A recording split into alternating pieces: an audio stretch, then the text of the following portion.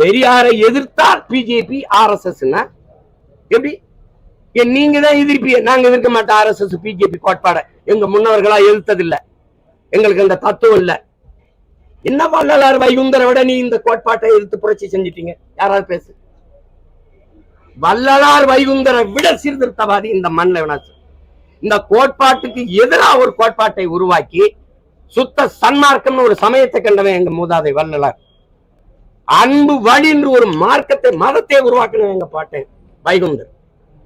சாதிய இழிவை தொடர்த்தி அவன மாதிரி போராடினது உண்டா? வள்ளலார் மாதிரி போராடியது உண்டா? சொல்லுங்க நீங்க.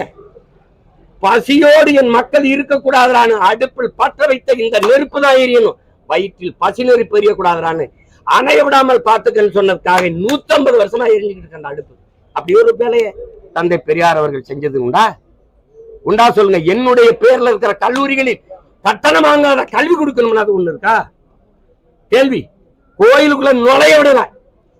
இதெல்லாம் சானா பையர் பார்த்தாலே தீட்டு உள்ள விடல. கோயில் நமக்கு தீட்டா, வெளியில வாடா. கடவுள் என்னடா கண்ணாடிக்கு முன்னாடிடா, நீதான்டா கடவுள். பட்டையை எப்படி போட்டா நாங்க சைவ மரபினர் இல்லடா, அவன் போட விட மாட்டான். நிமித்தி போடுறா. முட்டிக்கு கீழே வேட்டியை கட்டக்கூடாது, அந்த துணியை தூக்கி தலையில கட்டுறா. அவன் தான்டா புரட்சியாளன் இந்த மண்ணுல. என்னத்தை மாற்றத்துல பண்ணீங்க நீங்க? ஏன் வள்ளலாரையும் வைகுந்தரையும் போற்றாங்க நீ?